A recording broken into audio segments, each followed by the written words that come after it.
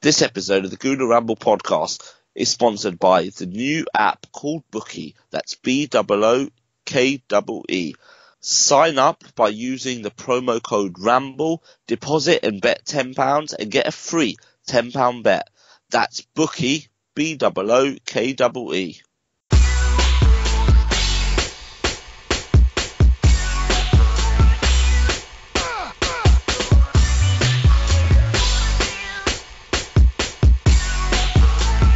Hi, I'm Adrian Chiles, and you're listening to the Gooner Ramble Girls. Hello from another Gooner Ramble Girls podcast. Joining me today are my usual suspects, -1, as Sima is unable to make it.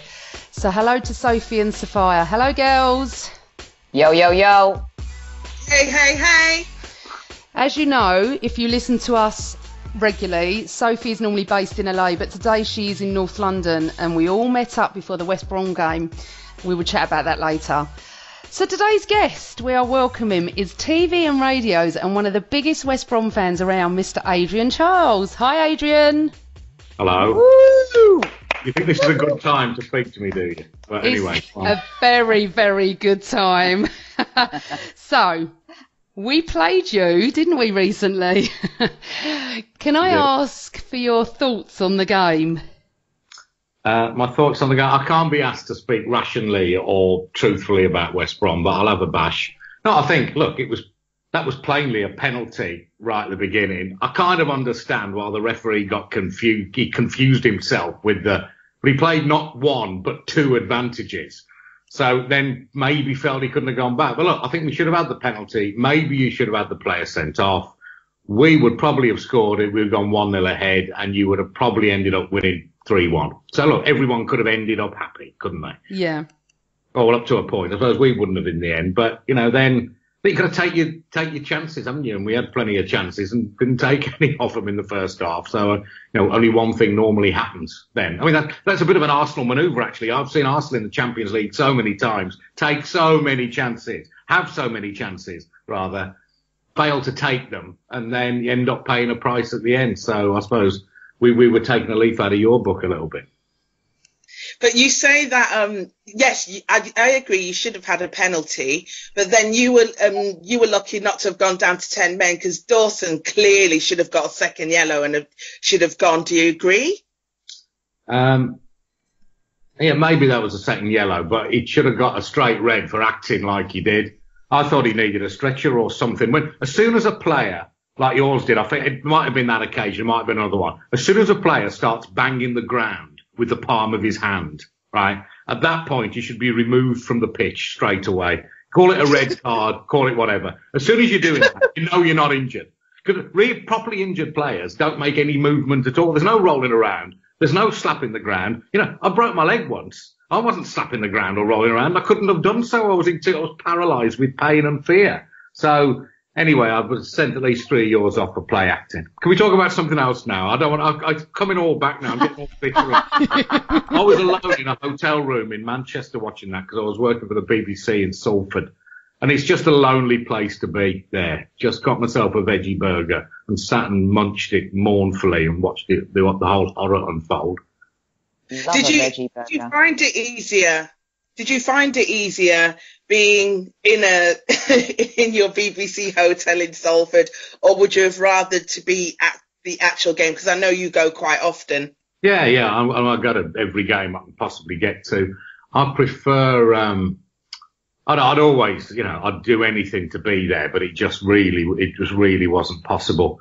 Although I would have left before the end of that one. It's more than I can bear being known as a West Brom fan. I can't just sulk alone on the tube when I'm back to West London or on the overland from Ivory and Islington. I just don't want to talk about the game to anybody, least of all Arsenal fans. So I would have left early to get away.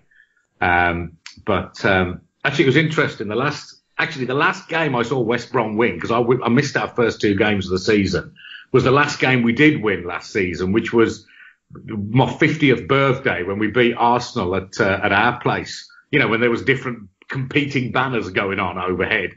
Wenger in and Wenger out. Do you remember that one? In March the 18th it was. Yeah. We remember Unfortunately, that. we remember. Yeah, it was interesting afterwards. I go to a pub, I often go to a pub called the Red Lion in the Jewellery Quarter in Birmingham. So I'd arranged with a few mates to go round there and for my birthday. So I got on the tram at the Albion, and there were two Arsenal fans with their arses in their hands, completely looking so miserable. I said, "Oh, come on, get your heads up, come for a drink." And all right. So I mean, that was like 4 o'clock because it was an early kickoff. So they came with me on the tram, and then they came to the pub, and I bought them a drink. And my thing was upstairs, and I said, "Oh," they popped up for a bit, and they said, "Oh, we'll go for a drink downstairs now." So they went for a drink downstairs. That was about 4 o'clock, as I said. They were just going to have one on their way back to North London. When I left there at 11, right, went through the bar, they were still there. Missed the last train. For all I know, they're still there now. It reminded me of when we, I don't know whether Sophia worked on this one. We were in Lisbon for a Champions League game, and we went to see the Lisbon, where the Lisbon Lions, where the Celtic European Cup win happened. And I was talking to some Scots I met in Lisbon, and they were saying, there's a substantial Scottish community in Lisbon where they just went to that game and just never went home. So I thought perhaps those Arsenal fans, in a different way, have just set up home in the Jewellery Quarter after a momentous defeat to West Brom. They look so happy there. They were talking to more women than I spoke to that day. I'll tell you, in fact, those babies, they're probably pregnant now, those women. They're probably a Gooners breeding program going on in Birmingham. So, Adrian, speaking of the Arsenal banners and all that stuff, what do you think about how it makes like Arsenal fans look? What do you think about Arsene staying? What's your opinion on the whole shebang? Well, I don't know. He should have gone by now. I think I don't know who's actually in charge of Arsenal at the moment, but we all get sick of chairman and waving their willies around and being sort of mini dictators. But it sounds like you need some kind of dictator at Arsenal going to say, right, you go or you stay. He should have, for his own sake, he should have gone. It's extraordinary. I mean, look, we all know the same thing's going to happen this season. You'll finish third, fourth, or fifth, and you'll probably scrape a cup win somewhere along the way. And then on it'll go. The true definition of madness, according to Freud or somebody, is to do the same thing over and over again. Absolutely, yeah. Different, and it's not going to happen. I feel a bit sorry for Wenger, but he's brought this upon himself. He should have just kind of walked away. But I know what it is. It's just, obviously he wants to succeed before he goes, but all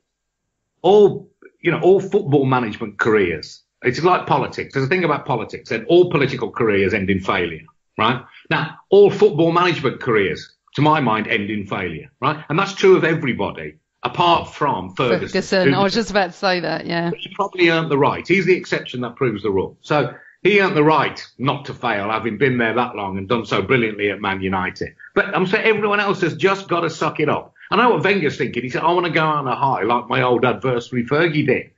But look, you've all got to pay a price for that. Look, I don't feel that sorry for you. You've got a fantastic team. You've got a fantastic stadium. You've got fantastic support and everything. But, I can understand your frustration year in, year out.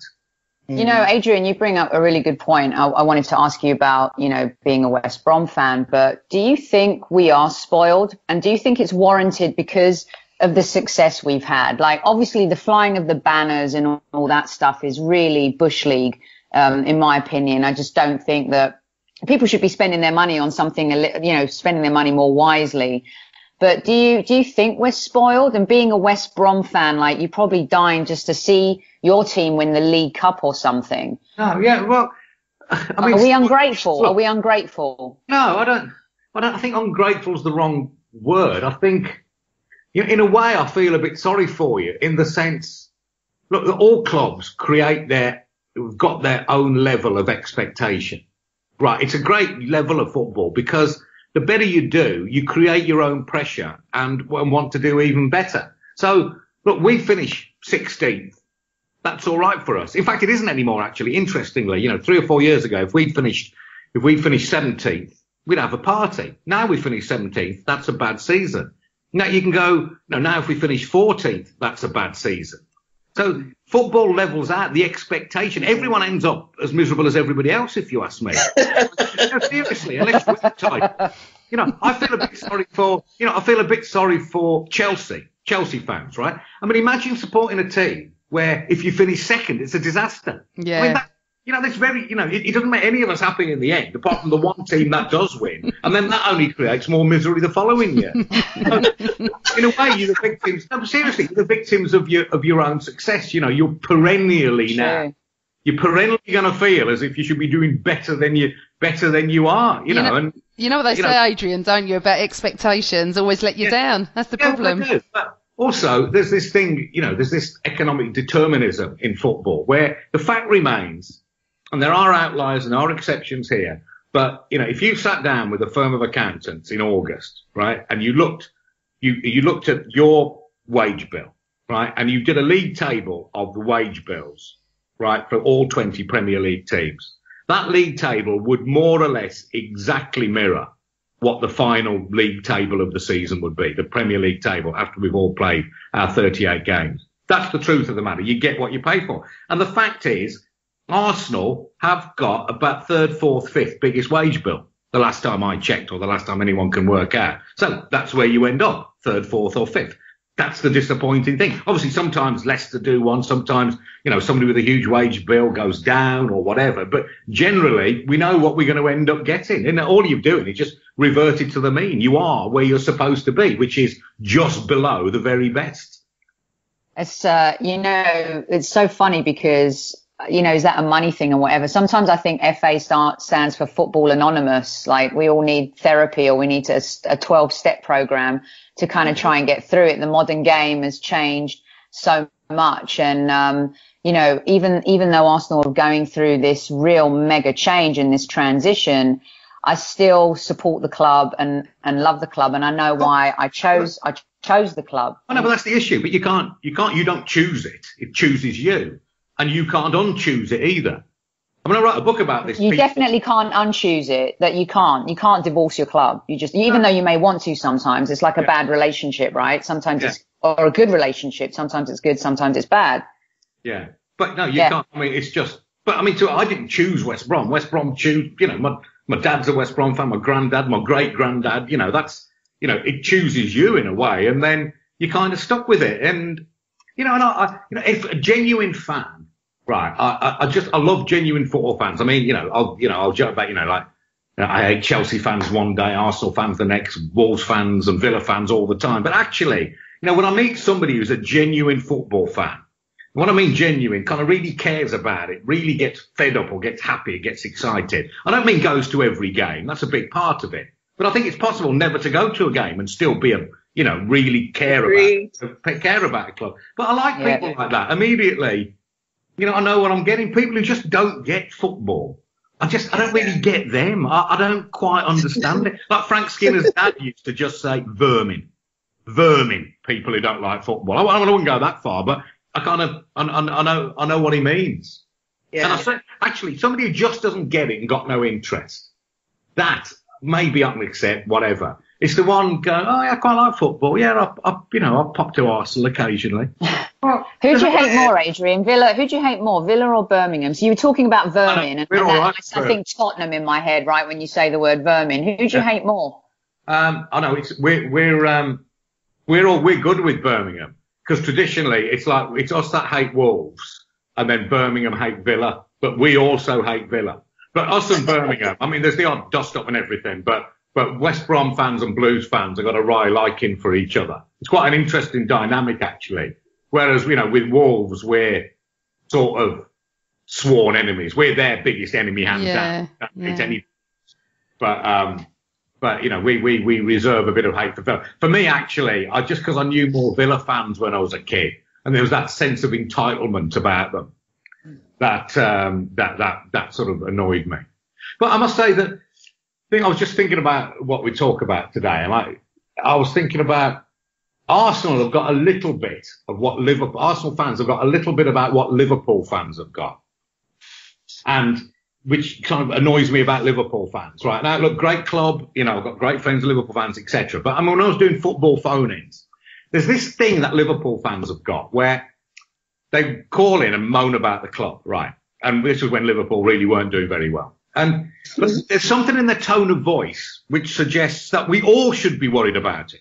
That it is somehow beyond Liverpool, that it's bad for football generally if Liverpool aren't doing well. Well, I just don't accept that. You know, I don't care if Liverpool don't do well. I absolutely understand why Liverpool fans don't care.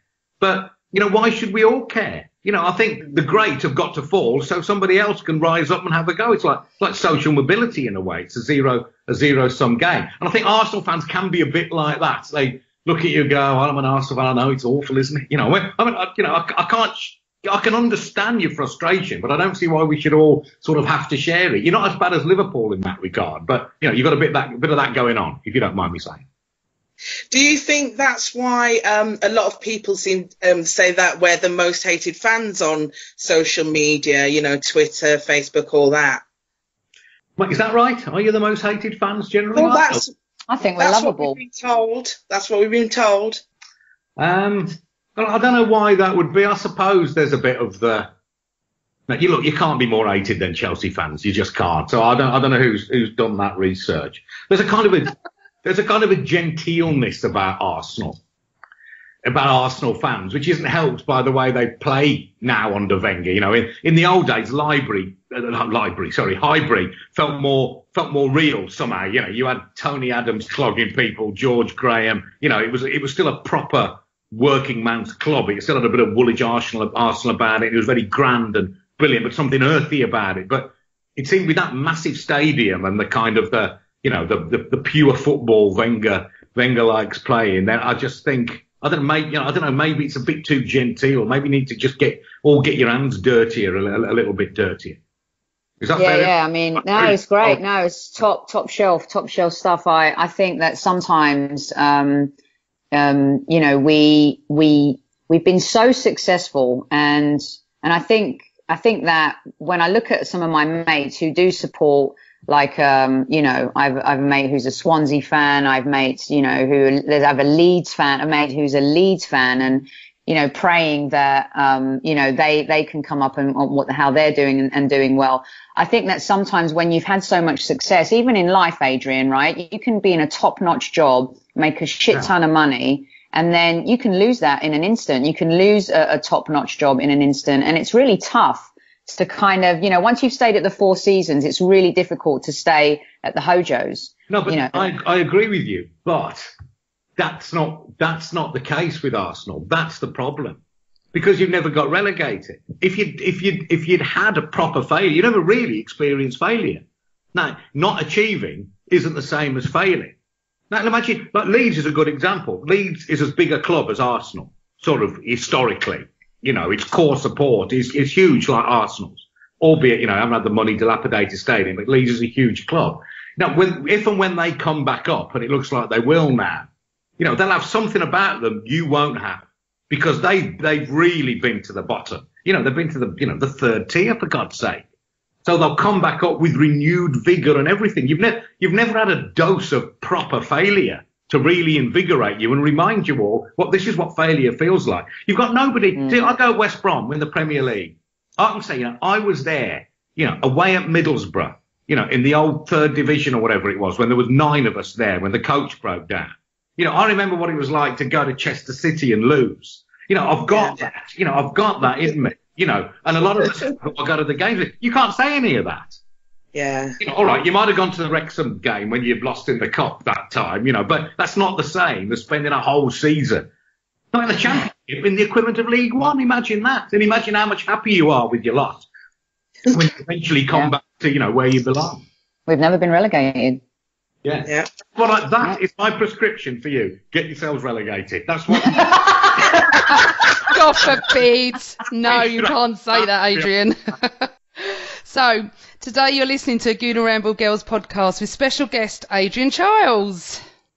So, Adrian, last year you made a documentary, Whites versus Blacks, How Football Changed a Nation, which I watched, and it just made me cry. It was amazing. What made you decide to make it, and what was the experience like actually making it, you know, meeting all those players, the black players, and talking about, you know, how they could make a documentary about, you know, a testimonial where a whole white team played a whole black team? Well, look, sometimes, sometimes I do a project and I just, I get so impassioned about it. I talk of nothing else and just talk till I'm hoarse about it. And also, when you look at anything, you realize it's a lot more complicated than it was. I mean, the basics, about racism in football are there. But when you dig underneath it as well, you learn all sorts of different aspects to it, which, I could talk about for ages. I mean, in the beginning, it was just, it wasn't my idea, though I knew about the game, but it was just a startlingly obvious subject for a documentary. Again, a whites versus blacks football match. It seems incredible. But then the incredible thing was that back in 79 or whenever it was, or was it 80? I've forgotten already. It felt progressive then. Yeah. Because, right, it's like Ron. Ron Atkinson was progressive then, but he stayed where he was and the world moved on, and we all know how that ended. Marcel Desailly. But so right at the beginning, there's an anomaly there, a dichotomy or whatever you want to call it. So, and I felt just speaking to because I knew that, the black stars of the day. I mean, we both know sort of, obviously Wrighty was too young to play in that, but I know players of that ilk, and I also know Cyril and Brendan, big heroes of mine who I've got to know, the big black Albion players in the 70s who I'd sort of idolised. But, it was the lesser players was one of the ones, in that team of black players, and it was quite hard to scrape a team of black players together in 1979. But, there were 3 players in that team who played for Hereford, and talking to them, it was, I said to one of them, there's no black players, there's no black people in Hereford now, let alone back in 1979. And he said, no, it was awful. It was a load of, he said, it's a load of ruddy-faced farmers yelling racial abuse at you, basically. And I particularly sort of almost got to the bottom. There's this joke about, as Wrighty said, there was always a joke in that game, who did you get to play in goal? Because, there's no black goalkeeper. And then realised why that is. As the goalkeeper who played in that game, he was in QPR reserves at the time. He said to me, having played in the lower divisions, particularly this was a problem. He says, you think about it as a goalkeeper. There's no strength in numbers. There's a corner at the other end, right? You're all alone in a goal, and behind you, there's thousands of people yelling. Wow. And I'd never thought that about. That penny had never dropped. And he said it was worse when he was like playing for Runcorn and stuff as he went down the leagues. You can really hear it. So I'm not saying that's why there were never, historically not so many black goalkeepers, and that's changed now anyway. But I just thought it was a really interesting point of view. I mean, and the other big thing that I didn't actually get in the film, to my sort of fury, because it was really one of my motivations of doing it. But I've got a mate who's an Albion fan, a bit older than me. And he's a tough guy, black guy. He runs the gym in Featherstone Prison, just north of Wolverhampton. But if you run a gym in a prison, you're a hard guy, right? His arms are like my bloody thighs, He's a, nice guy, strong guy. I'd want him on my side in a fight. I remember he said something to me, and this was 7 or 8 years ago. We were walking to a game, and I think I just met him, and I said, when did you start going? He said, in the early 70s, I used to go. There'd be, I'd go to Villa one week and West Brom the next. And, I said, God, the abuse must have been awful then, for a black fan. And he went, yeah, it was, but he said, I preferred it then. And I said, what do you mean? And he said, well, then, he said, you knew who the racists were. Yeah. Right. And I said, what do you mean? He said, well, I look around me now. No, he said, because of social compliance or political correctness or whatever you want to call it, people know what they can't say. Just chanting racial slurs doesn't mean they're not thinking them. Your act can change not at all but your behaviour can. You know, and I thought that was really significant. You know, I think, look, we're in a much better place than we were with all that. Much better place than we were with all that. But the fact is that I don't think there's any room for complacency. You know, we've got to still keep sort of examining ourselves, you know, because of it. I mean, there's one more story, actually. I mean, I don't know whether you can deal with the language here, but I was talking to Cyril and Brendan. I was talking about some of the stuff you get in the dressing room. And there was one story where we signed a black player, right? I won't name. And he'd come into the dressing room for the first time. We're in the 70s. And one of the white players at the time is telling me this story now. He goes, "Oh, it was hilarious. Hilarious when he came in. He said, 'Where's my peg?' And we pointed, and do you know what we done? We put a banana on the wall."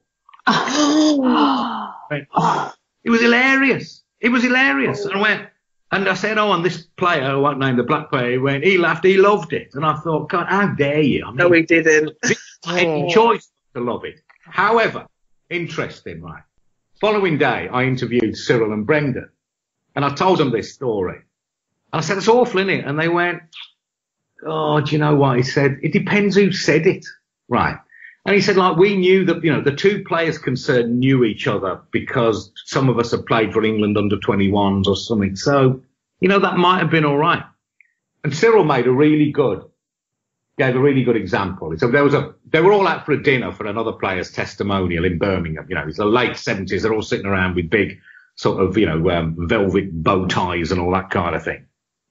There's about 10 of them round the table. They were half black, half white. It was like our team at the time. And there was all this sort of, you know, racist banter going back and forth between them. You know, like somebody would call somebody a Scottish twat, he'd call him a black bastard or something. That was just, or, you know, maybe not that strong, but there would be racial stuff going on. Right. But that was fine because they were sort of, you know, within the group, it was sort of fine, Cyril said. But then a couple of fans or hangers on, there was no selfies in those days, but they came around the table asking for, you know, sign autographs. And then they would sort of hang around as they do and want to sort of inveigle themselves in the group. And then one of these interlopers who was just also at this dinner, he then said something to Cyril. And it was some vaguely racist kind of slur, banter, whatever you call it. And it was exactly the kind of thing he'd been hearing around the table. But this bloke had said it. And the table went quiet. Yeah. And you go, "What did you say?" And then Ron actually dragged the bloke out and kicked him out. Said, "You're not welcome here." Now, look, that's what that bloke deserved. On the other hand, you've got to understand his confusion up to a point. Because he was only repeating exactly the same kind of language they were using to each other. Yeah. So, Adrian, how do you feel it's progressed now with racism in football? I know what you're saying because a lot of people in football are racist with a small r. They don't even realise they're doing it, or maybe they do. What was the feedback after the documentary? Well, I think, like I said, really, there's no, you know, things are much improved, but there's no room for complacency. And, you know, on one hand, you know, you got a third of the Premier League's black or, you know, or Middle Eastern or, you know, at least not white. But then, you know, there are huge anomalies, like next to no coaches or managers, or certainly in the boardrooms or anything. You know, what's that all about? It's just illogical. And as Cyril said to me, he said, "I'll tell you what that is. You know, that's, you know, it goes back." He said it goes way back to, well, you know, he almost said, he wouldn't be entirely said, it's almost back to the plantations. It's back to the factories, right? Because the players, though they're multi-millionaires, they're still essentially shop floor workers. They're factory floor workers. They are doing to a lesser or greater extent what they're told or supposed to do. Manager barks orders, players do as they're told. Right. So society compute that. Black men being told to run about, usually by white men. Okay. He said the problem is, I think, I can't remember Cyril or Brendan. He just said something along the lines of, well, you know, the question you got to ask yourself, if there's something hardwired in white and black players not to be bossed around by a black man. You know, is that what it's underneath it all? Is there that kind of inherent resistance? And I just wonder whether, I think there's probably some truth in that.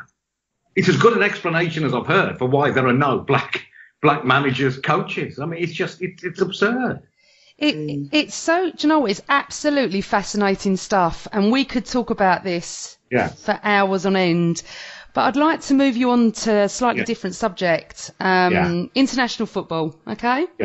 Yeah. We know you're an England fan, but you also have a big affinity with Croatia as your mum's from Zagreb. Yeah. You know, the final World Cup qualifying games are coming up with Croatia in a precarious position. They top Group 1, but only by goal difference. Yeah. How do you see it going with the only group winners guaranteed a World Cup place? What do you reckon? I think, I don't know, in the end, Croatia always seem to find a way of scraping in somehow. So I think they'll probably pull it out the bag. I'm still a big fan of Croatia, and I can't help kind of loving them more than England in some respects, just for an underdog point of view. I mean, the population of Croatia is 4 million. It's the same population as Scotland. And yet, how is it they're producing all these brilliant players, playing in the biggest leagues in Europe, and then, overperforming at World Cups all the time. Then we've got us with our sort of 50 million population in England and can't do it. I don't really get it. So I always like I like the underdog feel about it. I just think one way or another they'll find a way of doing it. They'll probably upset me by ending up beating Northern Ireland, who I also love. So, or Wales or something in the playoffs. So, we'll see. Why do you love Northern Ireland as well? That's new to me. Well, because they got 3 West Brom players for the start. They got Johnny Evans, Chris Brunt, and Gareth McCauley. And I've just spent a lot of time working over there recently, and I just really like Northern Ireland. Actually, I've just interviewed Michael O'Neill, the manager, this morning, and he's a very, very interesting guy, really nice guy. Like talking to him about, what he tried to do and how he's managed to turn Northern Ireland round. It was interesting when you're talking about, what management's all about. He said, because he's known as his for his man management skills, and he was talking about the challenge of managing a team where you've got the likes of Johnny Evans there with countless titles and Champions Leagues under his belt. And then you've also got players from, who can't get into, a championship team who you've never heard of who get picked for Northern Ireland because they haven't got many to choose from. So he was talking about the different challenges of managing different kinds of players. But he was also saying the more he thinks about it, the more he says, top end football, Premier League football, he said, I think it might be more about man management than anything else now, because the fact is, players generally are all extremely astute, tactically astute. So there's not much more you can teach them. They can't get any fitter than they are. Right. And also, look, some players will be better than others, obviously. But he said, the marginal gain might be sort of entirely in how you treat them, how you understand them psychologically. And this is what I know about Fergie. All that hairdryer stuff misses the target because, Sophia and I have worked with managers, well, for former players of his who can't bear the man, but they all say it's an absolute, he's got a PhD in psychology somewhere because he's an absolutely brilliant manager in that sense. He knows exactly how to deal with each different player to get the most out of them. So, I think ask yourself, does Wenger know that? Maybe he does. I don't know. I think we've all kind of loved supporting England. We love supporting our club team. But literally the last 10 years, have we? Well, I don't think so. So this is where I'm going with this. There've been so many highs and lows, and it seems, Adrian, that mostly being an England fan, I think sometimes we put band-aids over our performances, especially when it comes to the big stage. It's so easy to qualify and everyone gets super excited, don't they? And then we all jump on this bandwagon of hope. And it's almost like we know what's going to happen next. And I think it's so painful being an England fan. But again, it's like, it's your country, you love it, you always want to believe and all that stuff. So what for you, in terms of following them, what's been the biggest high and the biggest low? Or what do you think about all of that? Look, I don't think, I kind of disagree with you. I don't think it is painful anymore because it's what we were talking about earlier. It's about expectations. There aren't any expectations anymore. You go for the foreign trip, you go and have a look, you don't really expect much of them.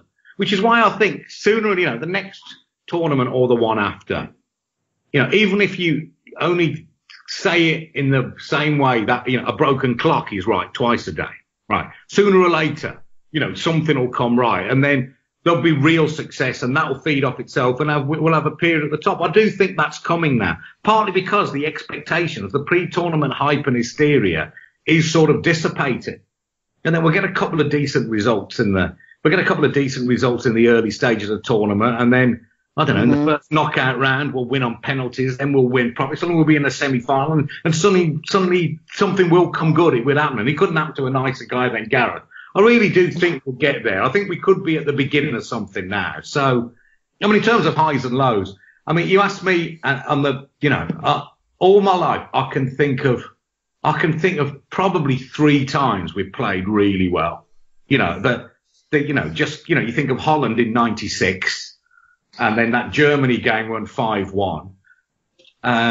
And then, and then sort of low points. That was the greatest. That was the greatest. That was so great. That was amazing. Sorry, Finally, 1990. I don't think I'll ever get over that. I don't think I've ever felt any, I don't think I've ever felt quite as bad after a football match as that. I never felt the same again about England. It's like being in a relationship and they really, really let you down. Or they just really break your heart somehow. And then you can never feel the same way about them. It was slightly like that with England at that time. So, but I think, look, the darkest hour is before the dawn. So, I'm not given to optimism, as Sophia knows, but I think England might be onto something. I couldn't present you with any hard factual evidence to support that. It's just a hunch.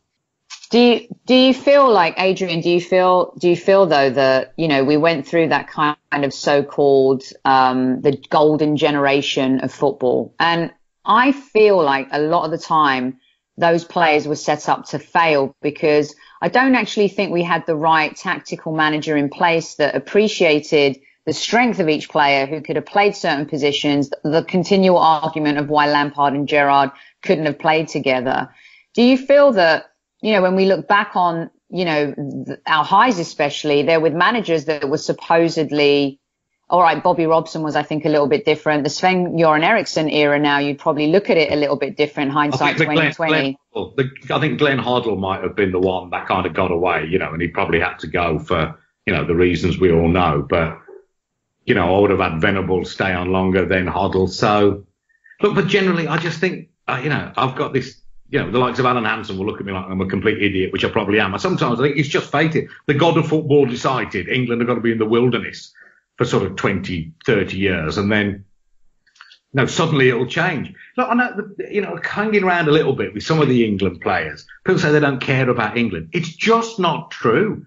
I've been at tournaments, and I've talked to Frank Lampard about it. And Gerrard, I interviewed him in Brazil after they were knocked out then. He's just, he was absolutely gutted. They really care. I was at Sturridge, I remember in Miami before, in the warm-up tournament, he really wanted it. And that was just a friendly. He was desperate to get out there. He wanted the cap.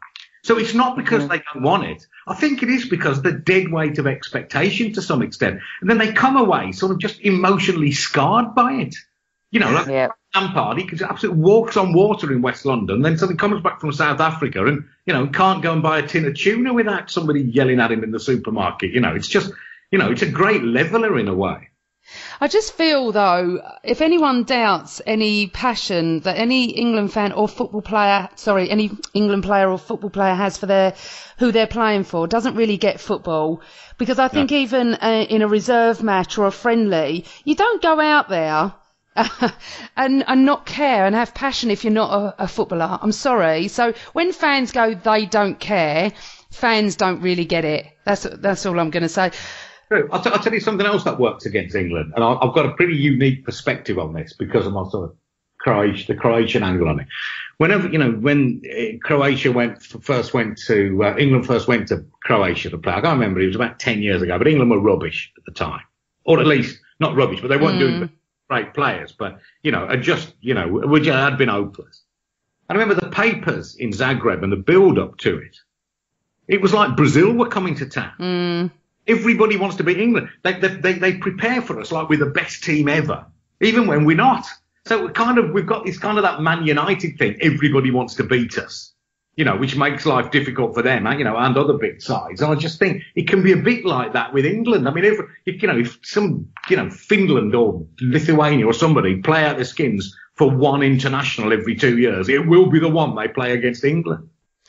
Okay, we are discussing everything football, but I just want to change it a little bit to you. Yeah. Currently, you're on Radio 5 Live presenting, aren't you? 5 Live Daily. And, you've worked on current affairs, financial and news programmes before. But how different is this to presenting football on TV to what you do now? Well, it's not, the crack isn't as good in the sense that, we'd go off to, we'd be off, I spent half my life pouncing around, Madrid, Munich, Barcelona, Lisbon, all, Paris, all these incredible places. The crack was fantastic, and it was an amazing privilege to be pitch side at the games and everything.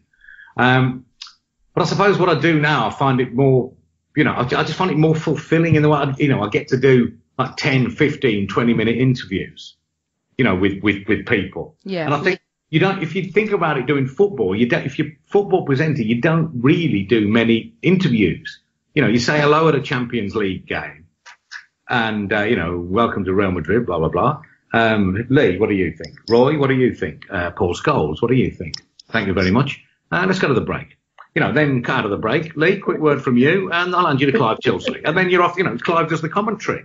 It's a great privilege to be there, but sometimes I didn't, you got, for doing it, for my job, you almost got, you get too much credit and then you get too much blame, Everyone's got strong feelings about you, but all that's about is just getting the words out in the right order on a Champions League night. It's quite difficult to kind of shine, and I just don't, I never, just the long form interviews I did. I think I did about 6 in the whole time I was there. It was with Hodgson in Brazil and Gerrard after the World Cup. And then I interviewed Roberto Martinez once before a cup final and once after he was manager at Wigan and then one at Everton. And because it was Saturday afternoon, there was plenty of time. So, we talked for 15 minutes and I felt the blood going back into my veins, really talking to people. And I really kind of enjoy that. I just got an email today from a woman, without getting too heavy, who was sexually abused by her eldest brother. Oh, God. And another brother was a police officer. Oh, God. Wow. This woman's lived to tell the tale and has got a good life now, but it's caused sort of, there's some legal proceedings and questions about how the police handled it. And this has all been on the radio and stuff, so you find to broadcast what I've said. But I just got a long email from her this morning, just just talking about the case, and just, it was to me and the producer had done a lot of work, and I just thought, wow, it might actually have really made a difference there. Do you know what I mean? And she was just sending me messages she's had from her friends just about the interview I did with the one of the senior coppers about it and everything. I thought, blimey, it's about, it's not 10% of the profile, it's about 5% of the money, but it's kind of meaningful and fulfilling. Look, don't get me wrong, if I could do all that and do the odd massive football game on the side, that'd be brilliant. But I mean, it's not like at the moment, but we'll see. So do you feel like you're affecting, doing more for the world, doing your radio now than you were doing the football, or? Well, no, it's more that, well, I'm not doing more for the world. I suppose you're getting people, you get to do interviews about sort of bigger things, really. And I suppose it's more like public service broadcasting. You're really taking on difficult subjects, trying to understand them and trying to do interviews well that lead to greater understanding and stuff. So, that's really nice. But I think the point is, say I'd done a Champions League game, and then say we get the call the following day saying, 8 million watched last night. That's great. And I think that was great. And hopefully, I would have got the words out in the right order and that would have been good. But I never felt as if I could get I deserve credit for it, because it wasn't me. It would have been down more to the analysts, and it would be down more than anything else to the football. Look, you could put that game on. There's an unfashionable view perhaps, but you start screening that game when the referee blows the whistle at the beginning and finish screening it when the referee blows the whistle at the end, right? The same 8 million people who are going to watch the game. Yeah. You know what I mean? And so you've got to add value as best you can around the sides of it. But came off the back of it, I thought, well, they would watch it. It was like Real Madrid versus Barcelona. It was an important game. And that's great. Now, look, when I come off air having done 3 hours of speech radio solo, and on a variety of different subjects and breaking news, then, you come off, you feel fulfilled, you feel completely knackered, but you feel as if, all right, well, I've earned that, I think, I've earned my money today, so I suppose that point of view, I feel, I do like it. But then again, if you could throw in the odd couple of nights in Madrid with Roy Keane and Lee Dixon and a handful of others, then that would be nice too. Okay, so bringing it back to the Premier League, where do you think Arsenal are going to finish? Where do you think West Brom are going to finish? And who do you think is going to get relegated? Oh God, I don't know. Let me just have a look at the table and remind myself. I think it will be the. I think the ones that have come up with doing. I can't see Newcastle going down. Right. I don't know. I think it's impossible to go. I suppose you'd have to bet on Brighton and Huddersfield in the end. But that first season up, when you've never been there before, say like Huddersfield, or haven't been there for donkey's years, I think that's, I think that might get them there, the sheer spirit of it, so they can keep their squad fit. So, maybe, the second season will be difficult for them. So I'm just trying to think of who went up last year. I think also teams that have flirted with it for a while do tend to end up going down in the end. Now, I love Swansea. I spent a load of time down there, but I wonder if Swansea might end up struggling. Maybe Palace will, you'd think Palace had turned the corner with Roy, but maybe they have let themselves a lot to do. On the other side, look at the table. I mean, they're only 4 points off safety, even with the season they've had. So, I mean, if I had to name names now, I would probably go for Bournemouth, Swansea and Brighton, but I wouldn't wish it on any of them. I mean, I don't know. I feel as for the top. Oh, I don't know. You couldn't choose between. Okay, top. Where's Arsenal going to finish? Say again. Where's Arsenal going to finish? Third, fourth, or fifth. He said. I think you're going to win the trophy for fourth place. You'll go back to your glory days and be back up in fourth. Yes, champions. Oh, champions of the fourth place again. Well. Yeah. Adrian, the girls and I have loved every minute of this fascinating conversation. I want to thank you so much. I hope you've enjoyed being with the loose women of football today. I have, mate. I have. Boing, boing, as we say. Yeah, boing, boing, baggies, baggies. Thank you so Adrian. Much. All right. Thanks, love you. Take care. Yeah. Love you. Bye. Bye. Bye. Bye. Wow.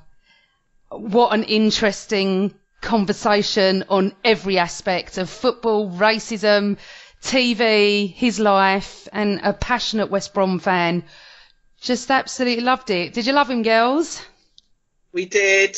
I loved it. It felt like we were at the pub, like really just shooting the shit about a lot of different things, and clearly he's a super smart man and has a lot of, interest. And it's not easy to go from football to current affairs, news, and be topical like that. And I loved his insights and stuff. And and the documentary part, I hope the Gooner Nation that are listening could really appreciate that, because it takes a lot of balls, kind of being in the film industry myself, as well as obviously, football and stuff. It takes a lot of balls to make films like that. And I think, he should be credited for bringing stuff like that, to the table. And, clearly he's got a lot to say about Arsenal as well, doesn't he? And I love, the kind of banter with the Arsenal stuff and everything. And so he appreciates kind of where we fans are coming from. I think he had a bit of a sentimentality for us, don't you think, for us as a fan base? I found that his passion as a fan, and he got us as well, because most media types, who are not Arsenal fans, think that we're spoilt and we shouldn't be feeling how we're feeling. But he got it. He did get it, and that was brilliant. So talking about our beloved club, we played... Yes, young lady. So, I alluded to this at the beginning. You from Miss LA are in Miss North London at the moment, and we met up with you on the night before the West Brom game. How have you found your trip over here? Okay, so listen to this. The most amazing thing happened. So I'm on my way, you know, I'm on the tube, I'm on the Piccadilly line. I'm acting like a total wombat of a tourist, taking my picture next to the Arsenal station just because it had been a year since I'd been there. So I was totally acting, you know, like a little excited girl. I'm on my way to Holloway Road, get off at Holloway Road, walking down, and going past Piebury Corner, on my way to meet my two Gooner girls, Sophia and Amanda. And as I'm standing outside Piebury Corner, who is there eating a pie, promoting his new pie? He's got a pie at Piebury Corner. Bob Wilson. I mean, it doesn't get much better than that. And then Bob comes over. I say hello. We get our picture taken together.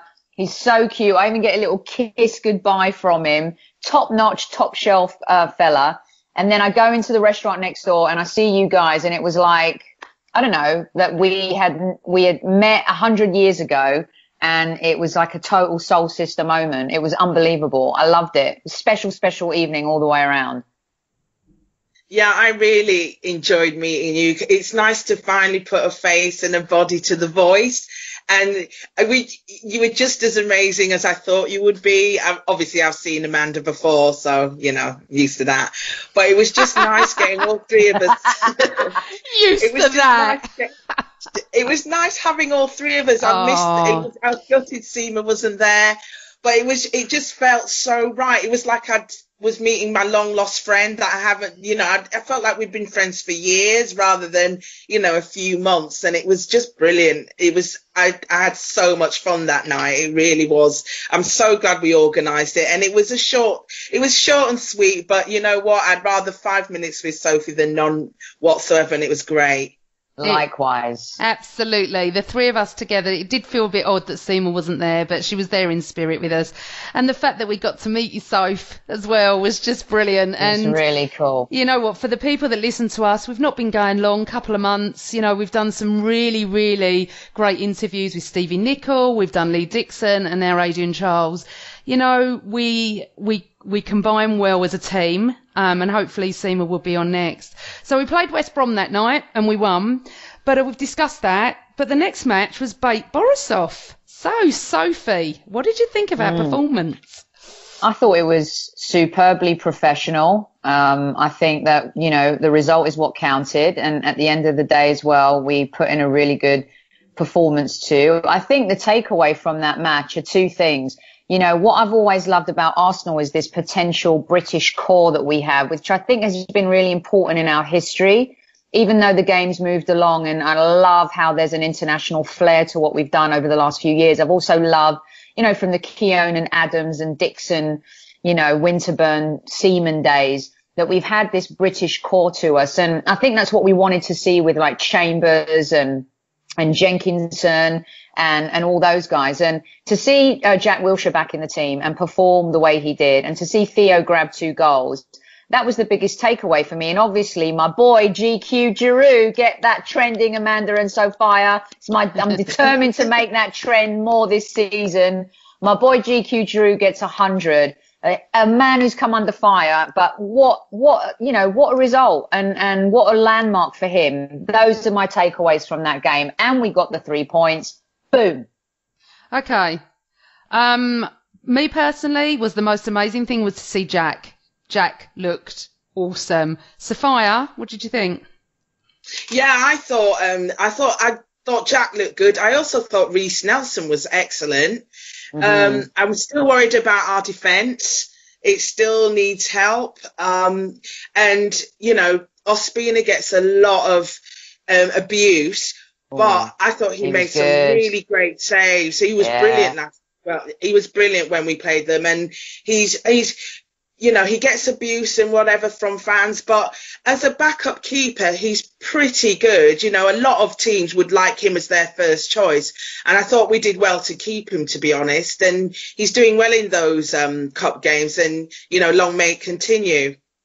And wasn't it lovely that Rob Holding got his first goal for us? Yes. Yeah. Again, another kind of, you know, it's nice to see the Brit boys do good, and totally. That was, it was good.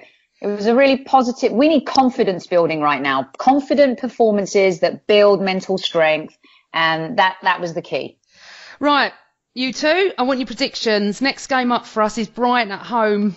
Sunday, midday kickoff. Never like midday kickoffs, but go on. What do you reckon? Sophia, what's your prediction? Yeah, I don't like early kickoffs either, and the team doesn't seem to like early kickoffs either, from what I've seen. We've got a good record against Brighton. We've beaten them the last 2 times we've played them in the FA Cup. So I'm predicting a 3-1 win. I'm hoping that Ozil and Alexis and Lacazette start up front now as they got rested in the week. If we do, I'm confident of a win. Sophie? Yeah, I think you're bang on. If we can get Ozil, Lacazette and Alexis in the same team, I think that'll be exciting. It'd be interesting to see if Jack gets a shot against a team like Brighton. Well, I would love to see that. I think our midfield's been a bit shoddy, so why not give the lad a shot, and I reckon we can win this one. I'm going to go 4-2. Yeah, that's the thing, innit? We're always going to score, but we're always bloody concede. I reckon 3-1. Girls, I want to have a little bit of fun, so bear with me on this, all right? You fun? No, yeah, come on. It's my middle name, one of them. So we're going to do a little bit of a snog, marry, avoid question, all right? Yes. I'm going to come to Sophie first. So It's a right back special, this one. We have Lee Dixon, Emmanuel Ibui and Hector Bellerin. Marry, snog, avoid. Well, I'm going to marry Lee Dixon. I'm going to snog Emmanuel, and I'm going to avoid Bellerin because his hair is driving me mad lately, and that's the only reason why. Once he got those corns going, it was over. I'm sorry, girls. Sophia. So I'm going to also marry Lee Dixon, but in a switch from Sophie, I'm going to snog Hector Bellerin, and I'm going to avoid Emmanuel Ibui because I don't think I can deal with his manicness 24/7. See, now the thing is, I had the same as that, but I'm going to change it a little bit to this. I want to snog Lee Dixon forever, marry Hector Bellerin because he's quite quiet and probably would just do what I want, and Emmanuel Ibui to avoid because I couldn't deal with the nutsness of him. Bless his cotton socks. Oh dear, girls, what a podcast. Emmanuel, I've got your back, baby. I've got your back, Ibui. Girl right here. Next time. Come on. Someone has to have it. Oh, girls, what a podcast. What an absolute brilliant podcast. Adrian Chiles was brilliant and you girls are brilliant, but it's time to say goodbye. So, everyone listening, please subscribe to the Gooner Ramble on iTunes, YouTube, Instagram, Snapchat. We are everywhere. We love reading your comments and please rate us too. So, the loose women of football are off. Sophia, Sophie, thank you very much. Always Arsenal! This episode of the Gooner Ramble podcast is sponsored by the new app called Bookie. That's BOOKEE. Sign up by using the promo code RAMBLE, deposit and bet £10 and get a free £10 bet. That's Bookie, BOOKEE.